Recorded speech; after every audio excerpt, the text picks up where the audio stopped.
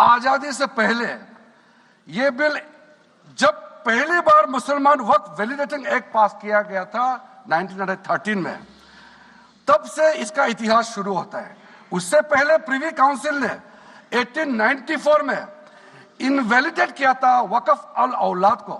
बाद में उसका प्रॉपर लीगल फॉर्म में 1913 के बाद फिर 1923 में द मुसलमान वक्फ एक्ट लाया गया था, जिसमें अकाउंटिंग और ट्रांसपेरेंसी के बारे में ये जोर उसको देते हुए ये एक्ट पास किया गया था। उसके बाद 1930 में द मुसलमान वक्फ वैलिडेटिंग एक्ट लाया गया है, जो रीइंफोर्स करता है legal validity of the family वक्फ।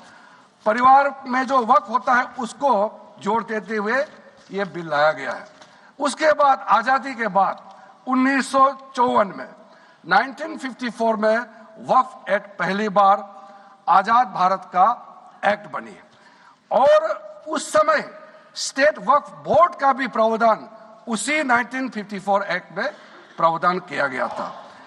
उस समय से लेकर के कई संशोधन के साथ में 1995 में व्यापक रूप से ये वक्फ एक्ट बनी है। तो उस समय किसी ने नहीं कहा कि ये एक्ट अनकॉन्स्टिट्यूशनल है, किसी ने नहीं कहा उस समय ये अनलॉफुल है। आज जब हम उसी बिल को सुधार के ला रहे हैं, तब आपको ये अनकॉन्स्टिट्यूशनल अनलॉफुल का ये शब्द इस्तेमाल करने का आपको ये नौबत कैसे आया, ये सोच क्यों आया? अगर आप सच्चे दिल से सोचते हैं और मन साफ होते हैं तो आप तर्क पे जाते हैं। इस संशोधन बिल में जो जो तर्क है आप उसमें बात कीजिए।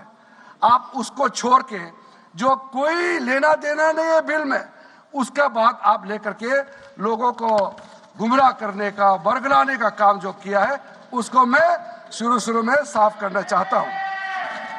अध्यक्ष महोदय जी, 1995 में ट्राइब्यूनल का पहला व्यवस्था किया गया है ताकि वक्फ बोर्ड का कोई भी निर्णय किसी को अगर पसंद नहीं है या उसको चैलेंज करना चाहता है तो वक्फ ट्राइब्यूनल वहां आप जा सकते हैं। उसका प्रावधान पहली बार हुए हैं और उस समय यह भी फैसला हुआ कि 5 लाख से ज्यादा आमदनी किसी वक्फ प्रॉपर्टी में है, उसके लिए सरकार एग्जीक्यूटिव ऑफिसर्स अपॉइंट किया जाएगा।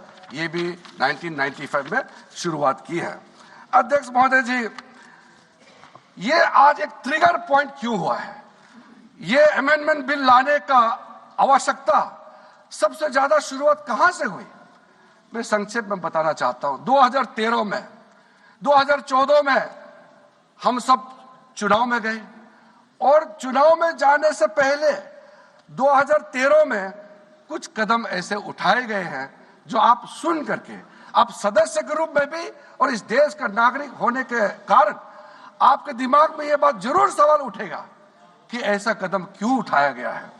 सर, 2013 में पहला यह बदलाव हुआ कि इस देश में कोई भी आदमी, कोई भी इंसान, चाहे वो हिंदू हो, मुसलमान हो, सिख हो, ईसाई हो, पारसी हो, बौद्ध हो, जैन हो, वक्फ क्रिएट कर सकता है।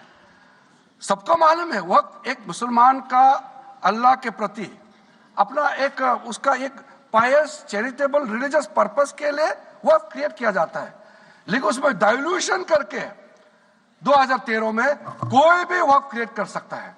यह प्रावधान सबसे पहले उस समय की यूपीए सरकार ने किया है। दूसरा, आपने सारा वक्फ को स्पेसिफिक कर दिया कि शिया बोर्ड में शिया ही रहेंगे, सुन्नी बोर्ड में सिर्फ सुन्नी ही रहेंगे और कोई भी बोर्ड हो सिर्फ उनके लोग ही रहेंगे, बाकी कोई उसमें आ नहीं सकता है। ऐसा आपने प्रावधान किया। तीसरा, 2008, सर आप शांति से सुनने के बाद आप जो भी पूछेंगे हमारा रिप्लाई तो आएंगे ही सर। डिबेट का आखिरी में है, मेरा फिर से रिप्लाई होगा। तो अभी मैं जब शुरुआत में कुछ दृष्टिकोण रख रहा हूं, इसमें कोई हस्तक्षेप ना करे, ध्यान से सुनिए ताकि हमारा डिबेट का स्तर भी ऊंचा रहे और तर्क भी सामने में आ जाए। सर, एक प्रावधान आया सेक्शन 108। उस सेक्शन 108 में यह लिखा गया है कि वक्फ बोर्ड का जो प्रावधान है इस देश में कोई भी मौजूदा कानून के ऊपर में रहेगा, ओवरराइडिंग इफेक्ट रहेगा, ऐसा आपने कानून बनाया है। इस देश में ऐसा कानून कैसे मंजूर कर सकते हैं अध्यक्ष महोदय जी? हर कानून अपना अपना हिसाब से चलता है, लेकिन एक कानून दूसरे कानून के ऊपर में ओवरराइडिंग इफेक्ट होगा, ये कोई भी मान्यता नहीं दे सकता है। उसके बाद सर, मैं कुछ प्रोपोगेंडा साथ में जुड़े हुए हैं उससे पहले, जो 2013 में मुझे भी बहुत ताज्जुब हुआ कि ये पास कैसे जबरदस्ती करवाया है।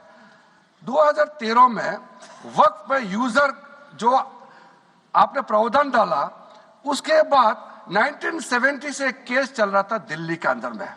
दिल्ली के अंदर में हमारा सीजीओ कॉम्प्लेक्स है, पार्लियामेंट बिल्डिंग है, कई प्रॉपर्टीज है, और इसको वक्फ बोर्ड, दिल्ली वक्फ बोर्ड ने क्लेम किया कि ये वक्फ प्रॉपर्टीज है। उसके बाद ये केस चल रहा था अदालत में,